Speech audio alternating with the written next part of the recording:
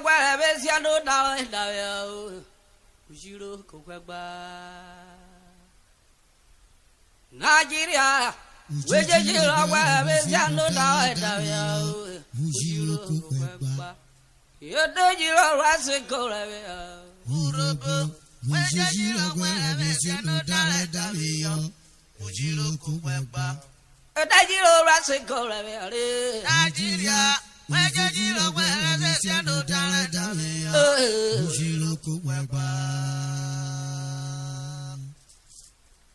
Urhobo, where you are, where is your no down?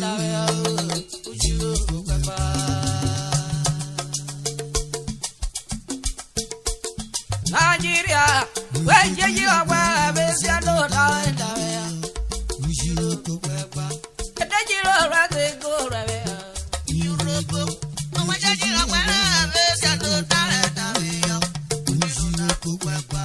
Nigerian Rasa go Nigeria, where you are, where is no down?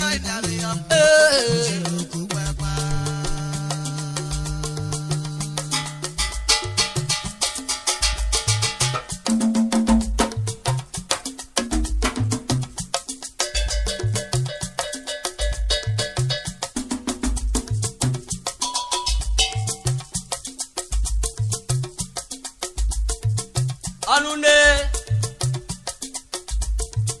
Mesobo Ishire Olorogu Barrister Shas Akporufoma Obule Dieri of Okpe Kingdom The Akudo One of Abia State Otaleri Destiny Otorakudo Rabia Give it peaceful wet Get a Chief Mrs. Rosemary Obule Dizirebe of Okpe Kingdom Also ye Orakuovu Babrota Mome Osekewe in Ozwa community and Sapele local government area of that state. Only Orada Grass are Lume Sapele local government in Wavona.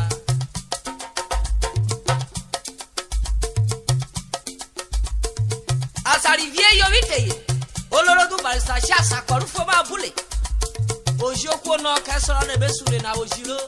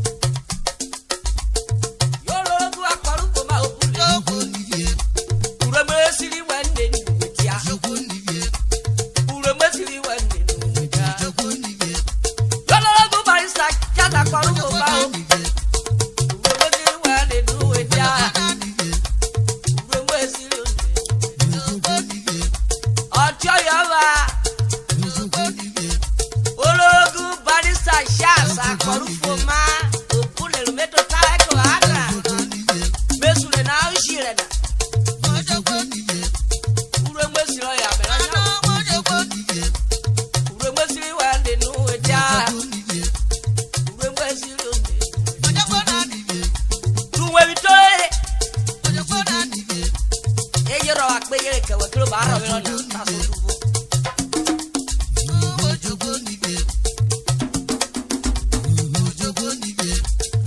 What's your rock? And memory your mouth. We're silly, they know it.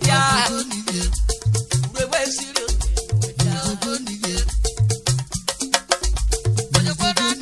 On the Urhobo,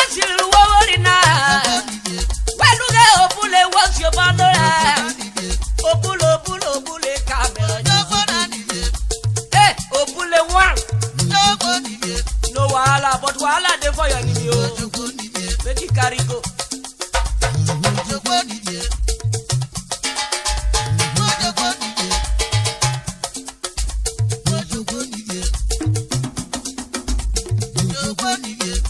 Oh, you're not bad. Asare yo na bite ayo yo dilo Obuliri Urhobo sero yibo de bi se ni liar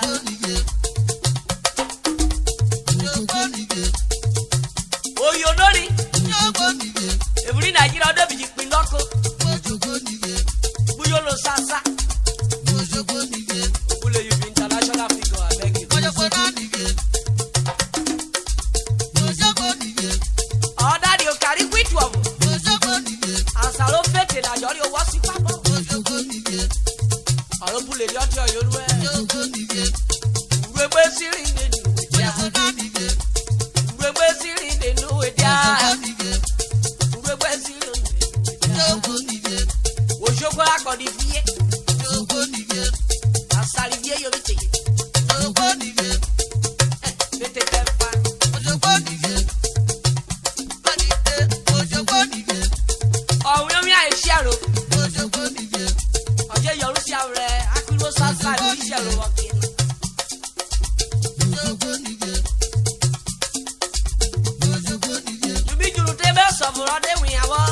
Oruma, head of contract and agreement. They do it, yeah. Obule, camera. Hey, or that you will be worshiping. And you watch it go. To wait at that rock.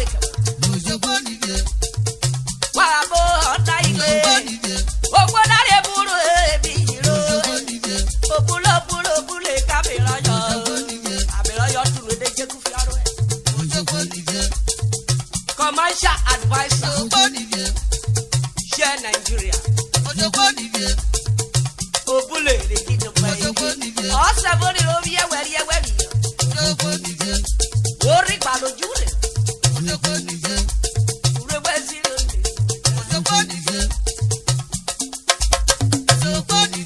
Head of materials, warehouse reorganization.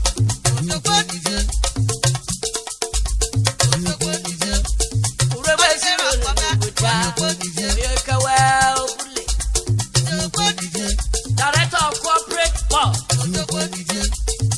and MTC Abuja. Why about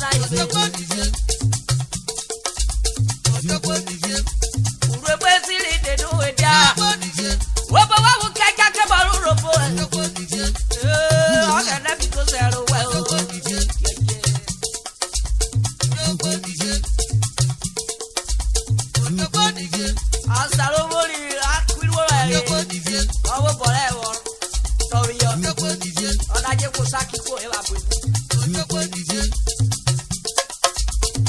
What about Nigeria, Africa, the whole world at large? Chairman Delta Environmental and Logistic Company, the biggest waste management company in West Africa.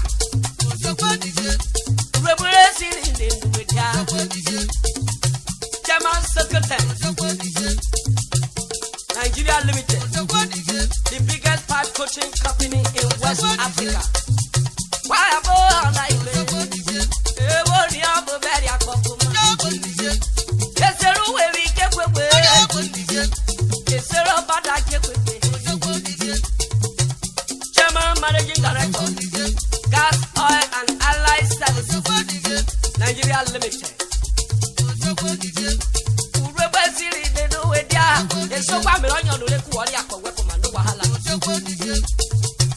Chairman Managing Director, Precision Computer Nigeria Limited.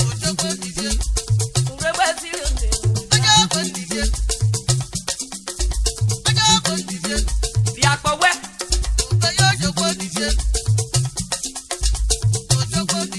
Chairman St. Thomas Hospital. As I didn't see before, what about that?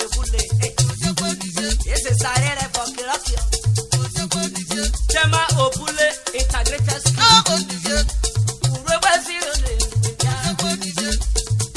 Why about that? I'm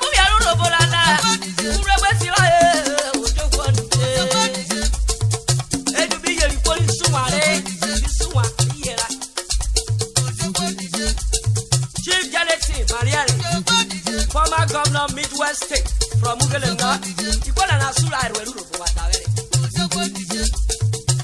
Chief General David Ejo Etiop East Osuru Urhobo.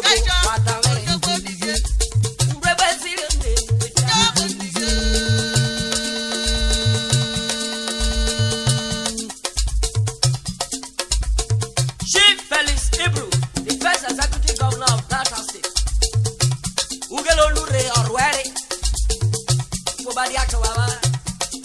Chief James Ananefe Ibori, the current executive governor of Delta State.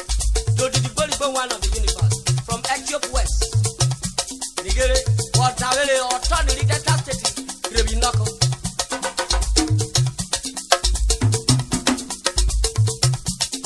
Hey, the job where you're Alhaji Abubakar. Vice President of the country,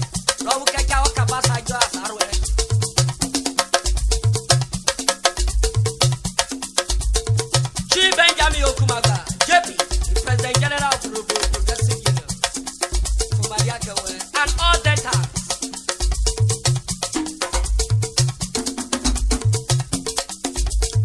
The